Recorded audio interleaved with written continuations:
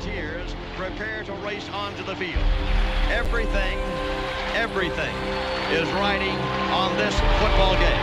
So there's a special intensity, a special urgency. Here come the volunteers.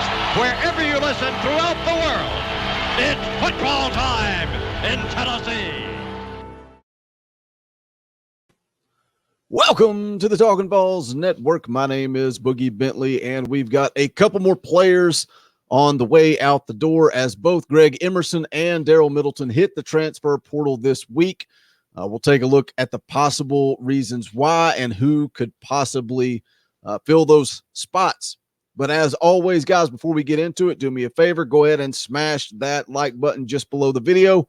If you will so kindly press that thumbs up, I would greatly appreciate it. It does help the channel. If you're new to the Talkin' VAWLS Network, welcome. We're just three dudes that love Tennessee athletics. We're not experts. We're not insiders. This is for the fans, by the fans. We are just like you. So welcome on into the Talkin' VAWLS Network. Go ahead and hit that subscribe button. Click that bell for notifications. You won't miss out when we go live or when we drop new content. So let's go ahead and jump right into it. This is an article from RockyTopTalk.com. Defensive lineman Daryl Middleton enters transfer portal. Another defensive lineman is on his way out the door. The article says Tennessee's defensive line got lighter again. Today, senior defensive lineman Daryl Middleton announced his intentions to transfer. You can see that there via Twitter. And then it says Middleton is the second defensive lineman to transfer out in the last week, joining Greg Emerson, who announced his transfer via Twitter on June the 26th. The article goes on to say, by my very quick and not double-checked count via the – it sounds like something I would write. Sounds like something I would write or say. It says, via the 24/7 team-based transfer portal, Middleton makes the 37th-ish Vol to enter the transfer portal since last season ended. It's worth noting that not all those guys were contributors, and some of them were dismissed or suspended prior to leaving. And, you know, that's huge. And I'm not making excuses for Josh Heupel. I'm not giving him a free pass. His job is to turn around this program, period, end of story.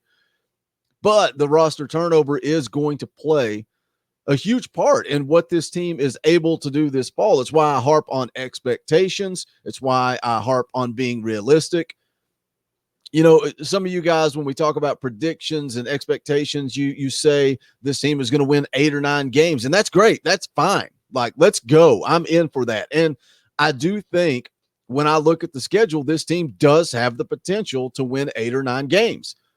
But if they don't, if they fail to meet your expectations, again, I think 6 wins. I think 6 wins is my expectation. But if you expect them to win 8 or 9 and they don't reach your expectations, we have to be careful. It's not grounds for wanting to fire Josh Heupel after one season, call for his head, go on social media, all that stuff.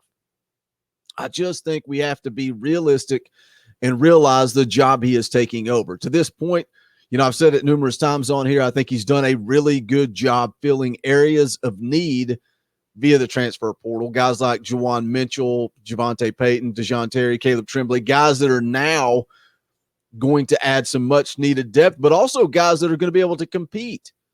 They're going to be able to compete for a starting job on this football team. I'm curious to see if Josh Heupel goes back to the transfer portal looking for a defensive lineman now with Emerson and Middleton on the way out the door. I'm still waiting also to see if they make a move on Brandon Turnage. I did a video on him a few days ago if you want to go check that out. The defensive back that out of Alabama ended up at Georgia, never took the field, back in the transfer portal again, but go check that video out. But now I'm curious to see if maybe Josh Heupel goes after a defensive lineman because we've got 2 guys out the door. Why not? Why not?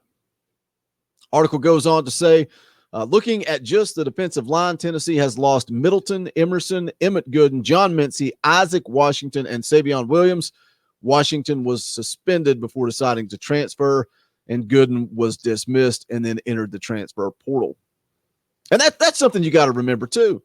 You have to keep in mind a lot. I see a lot of people out there on social media or on message boards that are putting this at the feet of Josh Heupel. They're blaming Josh Heupel for the roster turnover. How many of those guys entered the transfer portal because they allegedly, I'm using that word allegedly again, took a big stack of cash in McDonald's bags?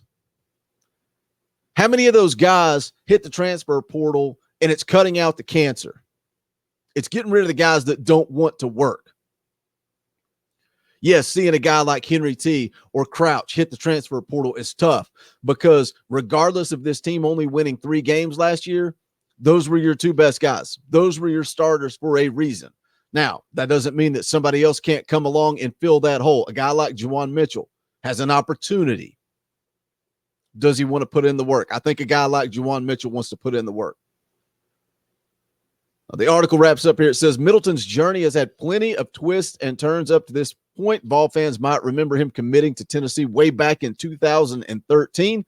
He didn't qualify directly out of high school in 2016 and ended up enrolling at 2 different Mississippi community colleges before finally making it to Knoxville in 2019.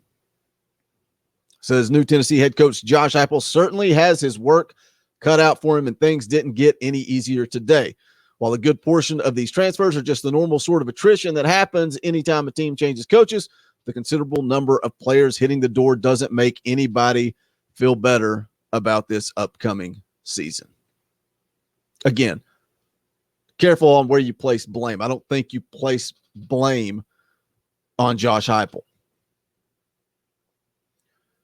But looking back at Middleton is a guy that, to me, he just never really performed up to his full potential. Coming out of high school, a lot of hype behind him. Again, came through the JUCO route. Had 15 tackles and a sack in 2019, but only 5 solo tackles and 1 sack last season. And going back to the spring when Josh Heupel took over, Middleton was a guy that he was very active on Twitter. He was showing signs of leadership. And look, I'm going to pull up this tweet. This is from just before the open practice. Daryl Middleton tweeted out, "The culture is different. The brotherhood is there. We just got to believe in this staff, which we grow at every day. Come support tomorrow, 10 a.m. Neyland Stadium, bright and early. Pat's popping some orange juice."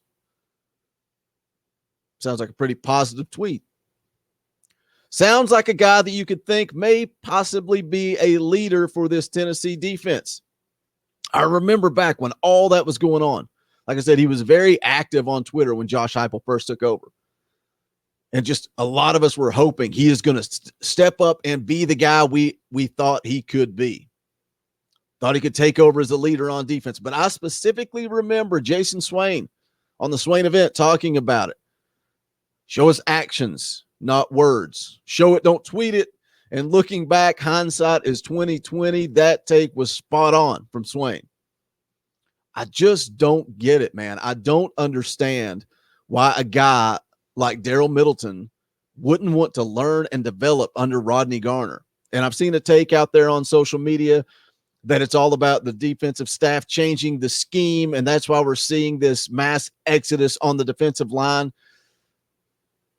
Don't you want to learn from one of the best defensive line coaches in the country? On the flip side, if you don't want to be here, hit the road. If you don't want to put the work in, then move on. Austin Price over at VAWLS on the message board said, "This is addition by subtraction if you want to change the culture at Tennessee." So no matter how you spin it, Tennessee is losing a guy that started 12 games in 2 seasons. They're going to need somebody on this defensive line to step up. I think Matthew Butler could possibly be a guy as he enters his 5th season at Tennessee. 14 starts under his belt, but I'm excited to see what the newcomers do. I'm excited to see how Caleb Tremblay, who called it a business trip, a 1-year business trip. I'm excited to see what he brings to the table. And big DeJoun Terry too. Can he work his way into a starting position? Definitely, I think both of those guys are going to be in the rotation. But the bottom line is that Rodney Garner has his hands full. It is no secret when you go back to the spring that he was not satisfied with this position group. But we're also, keep in mind, we're talking about a position group. Didn't even have a coach for most of the 2020 season after Jeremy Pruitt decided to fire Jimmy Brumbaugh in the middle of the season. So we're talking about a group. How much real development did they even get last year? I don't know. Maybe they can fix this through recruiting. We'll see. A couple of guys out there that they're in on. We'll see how that plays out, keeping you guys up to date with that. Leave me a comment. Let me know what you think of Emerson and Middleton both entering the transfer portal basically at the same time. Do you think it's scheme? Do you think they don't want to put in the work? Do you think Rodney Garner, I would imagine if you don't want to put in the work, Rodney Garner is probably a difficult guy to play for. Difficult guy to play for. But if you want to get to the league, if you want to put into the work, I don't know if there's anybody better. That's going to wrap it up for this video. If you have not done so yet, please smash that thumbs up on the way out the door. Also, you can pick up the official merchandise of the Talkin VAWLS Network. Just go to bonfire.com/store/Talkin VAWLS. I will put the link to that in the description below. No longer do you have to wait for long print runs. If you place an order, they're going to print it up and get it shipped out as soon as possible on an order-by-order basis. So, again, check out the merchandise. The link's in the description and in the comments below. That's going to wrap it up for this one. This is the Talkin VAWLS Network. My name is Boogie Bentley. Go Big Orange.